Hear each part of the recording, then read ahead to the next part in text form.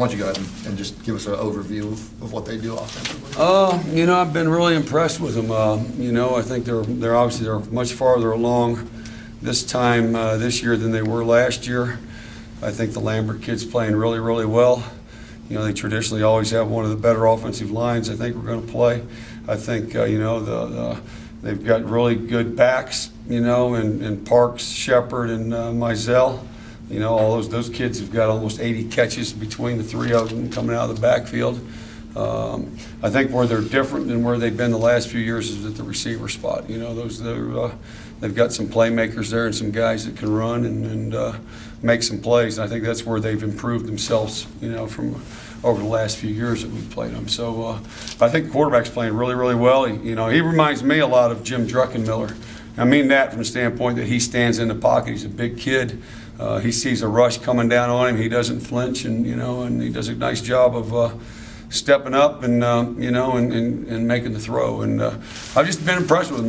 They've been very efficient offensively, and done a good job. All what we've seen, and so we got to have to play a great football game defensively. Their line wasn't expected to be great this year, and they've played, I think, better than a lot of people expected. What do you see when you watch? Are they doing something really bright scheme-wise? Are the kids playing? No, better they're just like a lot of people. It's they're playing. I'm sure they're playing a lot better. I was looked at them when they were early, but 72 played. The right guards played. I mean, you got some guys that they had to replace 3 guys from last year, but those 3 guys have got there's 11 games under their belt. So I just see a group that's very technique-wise very solid, give great effort. Big, strong kids, move their feet pretty good. So I think I'm sure they're pleased with how they've improved from that standpoint. Was Chase a guy who could have played last week? He could have potentially, but I tell you, Matupuaka played a really outstanding football game. And just going to kind of play it by feel, and we were kind of backed up early in the game a little bit. They got the ball in some good field positions, and I just felt like that's kind of a position, in my opinion, you can't just rotate those guys around. They kind of got to get a feel for the game a little bit, and blocking schemes and reads and stuff like that. And I hit Chase. I said, hey, I'm probably going to just finish this thing out right here with him, just because of the way it was going, and it was a tight ball game, and he was, Andrew was playing really, really well. But I'm gonna start Chase. He's really had a good, couple of weeks of practice. Him being a senior, been a leader for us. He's been great with Andrew. He's been great with the football team, and I'm gonna give him a start for this week. So practice really, really well. So I think he'll play really, really well. After the time you've been here, what does this rivalry, this game mean to you personally? I mean, is this a big one for you? Yeah, no doubt. I mean, obviously this is number 28 for me. There's a lot of battles with these guys, and so it's a lot of things. I mean, number one, I've got a lot of respect, for their program. I always have, from going back to Coach Welsh, to Coach Groh, and now Mike London and his staff, and some of the guys that he has on his staff right now that he's put together the last couple of years in particular. We've had some tremendous battles with not only at UVA but at other places, and got a lot of respect for them. They're well coached, and so that part of it, it's always an exciting matchup that way from a coaching standpoint, and obviously it means a lot from a bragging rights and all those kind of things, we've had the upper hand on it here lately, but I think this is one of their better teams that we're going to play against in the last few years, and we've got to go play very well. And I don't know if this is one of our better teams. I think we've improved it in some areas, but we've got a lot of holes in there that we've got to, we're kind of patching together right now. But, we'll go play hard like we have all year and give it our best shot. Stacy was in here last night and gave a lot of credit to you and the defensive staff for the fact that there isn't a rift between the defense and the offense. That you guys pitch a shutout and aren't on, you're supportive of it. How do you do that? How do you get that? Well, we can only control what we can control, defensively. There's, and it's not – those are good coaches over there. You're talking about guys that won national championships, and been on those kind of staffs and those teams. I mean, we've got good football coaches here and good people. And, we're just kind of having this has been one of those years. I've just, between injuries, between field position, a lot of different things have kind of gone on that, we've had some really good wins and, some not so good, not some good losses. But, we're all in this thing together, when it's all said and done. And we can control what we control. I mean, those guys, Scot Loeffler, he didn't throw an interception, or he didn't drop the ball, he didn't put the ball on the ground, or those kind of things. And they're not coaching them to do those things. So we've got good people we've got good coaches on our staff and good people and that are working extremely hard. And we'll get it right when it's all said and done. But there's nothing. Hey, they're doing the best they can, and you can see that and you appreciate that from our end of it. And like I said, what we can control, that's all we can do defensively is control what we do. And that's where I've been pleased the last couple of weeks, is we've really improved our execution. And we've got to do that again on Friday. What's your take? You have such a unique vantage point, and Steinspring took all that heat, and eventually his position changed. Now Scott's taking all this heat, okay, and you've been kind of sitting on the other side. Well, I don't look at all that stuff. I don't know who's taking what, and they might be on my butt. I don't know. I really don't. I don't look at the internet. I don't. You do get emails. Luckily, the emails I've gotten have been pretty good and supportive still, of our staff, and know that we're, most of the people that know what we're into know that we've battled through some injuries and some different things, and some young people, and in the end we've ended up, we're basically having 8 new starters on defense, and a lot of growing pains. And I told you guys earlier it'd be that way. And but I think we're getting better, and I think we'll be better when we've got everybody back coming next year, other than 2 guys. So, I'm excited about that part of it. But I don't know. I couldn't tell you because I don't listen to that chatter, and it's all I know is, we go out and do the very best we can with what we have, and the guy that we have to please is a couple people, is Coach Beamer, and then obviously our new AD. And that's the one thing. And I was talking to Scott, and he's obviously very frustrated because, I think good coaches take it personal what we put on the field. And I know he's that way. I know I'm that way. And the product I put on the field, I hope is a direct, comes back to me when it's all said and done. What my preparation, my intensity, all those kind of things, and I know from Scott's end of it, he's very frustrated because I know how he coaches and the effort he puts into this thing and what his expectations are. And so I know he's as frustrated as he probably can be at wit's end when it's all said and done. So, but I respect him as a coach and their staff, and they're going to give a great effort on Saturday.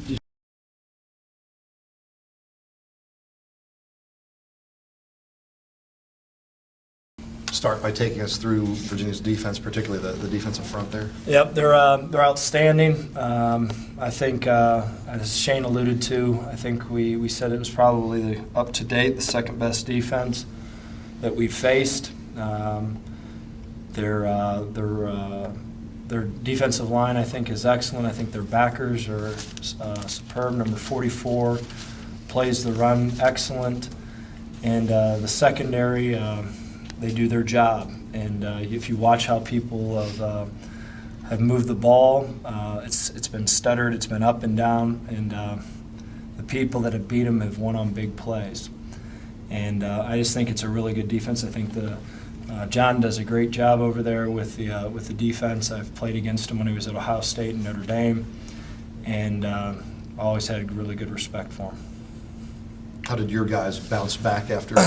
How's practice been? Practice has been good, but it's been good all year long in terms of we've got kids here with great attitudes. Things are not the most ideal situation on our side of the ball, as you well know. We're fighting some uphill battles, but the fact of the matter is we've got enough talent. We're young, we're not experienced. We're beat to all get out. We're not healthy, but at the end of the day, you got to find a way to win. After the Duke game, why I acted like a kid in a candy store is the fact of the matter is we were in some adverse waters and made a couple plays to win the game. We didn't do that last week. All right, with all that being said, with all the stuff that's against you, you got to find a way, and we didn't find a way. And we didn't. All right? And we're not going to sit here and finger point whenever things aren't great. So what we got to do is find a way to move the ball enough, be efficient, and find a way to attack this Virginia defense, who we think is excellent. How frustrated that you're coming to the end of year 2 now and you're sort of having to piece everything together. It's not really the It is point. what it is. Yeah. All right, you can sit and you can complain. I would love to see this team stay healthy. I'd love to have those 4 backs right now. You'd love to have all that. But the fact of the matter is that's not where we're at. And whenever you're in these situations, you fight your tail off. That's why I think we've got great coaches, we've got great players, and they're going to fight their tails off to do everything in their power to win. And that's all we can do right now, and that's what we're going to do, period, end. When you review what Motley did in that last game, how do you rate his performance in that? I think Motley did some good things. We got to have him to hold on the football. We got to get him in there more. If there was something that I would love to have back, I'd love to play it, to have him play a little bit more. But again, he's in a situation where there's only certain things that we practice with him, so those are the certain things that he's going to do. And can he have the whole kitchen sink and everything like that? No, because he hasn't been practicing the way that the other 2 were practicing. And I'm really excited about him. I was excited about him in spring football. I was super excited about him before he got hurt in training camp. And the fact of the matter is he's helping our football team right now. And we need to use every resource that we can use. And that's what we're going to do this week. We're going to use everything we got, and we're going to go find a way to compete and give ourselves a chance to win. That's what we're going to try to do. You said you don't point fingers, understandably so, but given that, do you look yourself in the Absolutely. mirror and say, can I do things to simplify this for these guys because maybe things are a little too complicated right now, or is it too late to do that? Things aren't. You always ask the player, is this too complicated? And the players are not saying it's too complicated. We are significantly scaled back, and we have been scaled back. We would never had to scale back. I looked at the Ohio State game plan yesterday, and there's a reason we beat Ohio State. It wasn't because it was a simple. It was sound. It was attacking.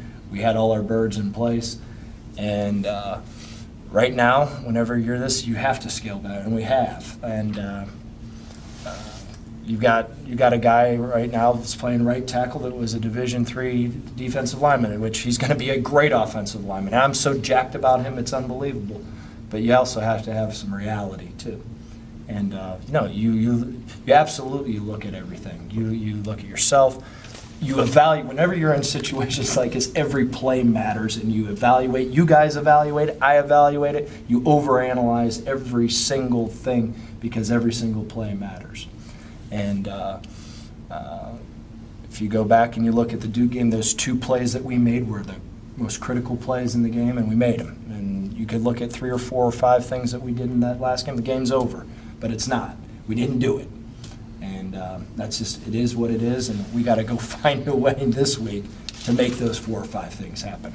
And not turn the ball over, not put our defense in a bad situation, and fight our tails off. I don't think it's any secret. You guys have had some injuries on the offensive line. It seems like defenses are just kind of throwing the house at you in terms of blitzes. Does Brewer need to be cognizant of that when he's back there and adjust accordingly? There was a couple times in that game that he could have, and there was a couple times from the naked eye. If you were just watching the game, you go, why didn't? Well, he didn't. There's no way in heck he could have saw it. So I always say this with a sack. Always have, always will.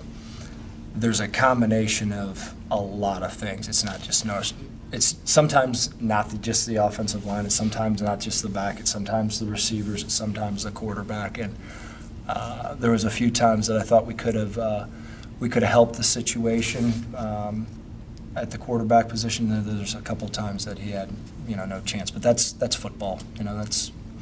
You can't just point your finger.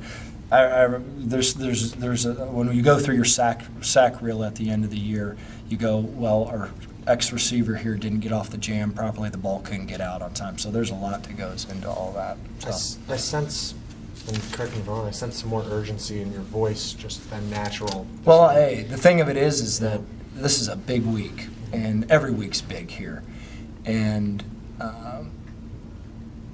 you gotta have you gotta have some type of edge to you, and you gotta go, and that's the way our players are approaching it. That's the way our staff's approaching it, and heck, this is the big week for it is our week. It's a huge week for Virginia Tech, and I don't care if the things were perfect here right now. The urgency in my voice would be the same because it's a big ball game against a huge rival.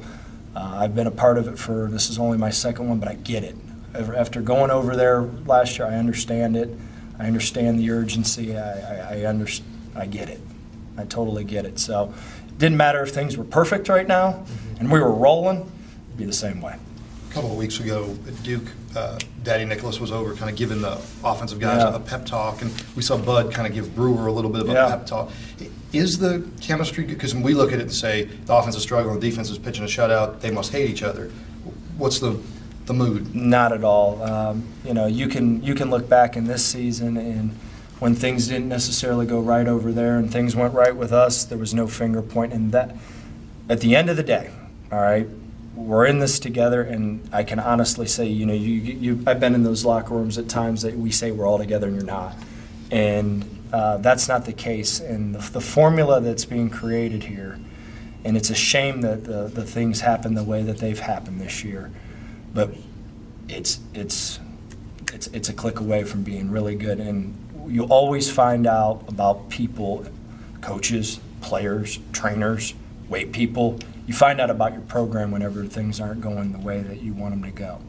And it is what it is, and we've got good people here that are sticking together, and that's not fake. And that's not talk. That's not talk to the media. That's real.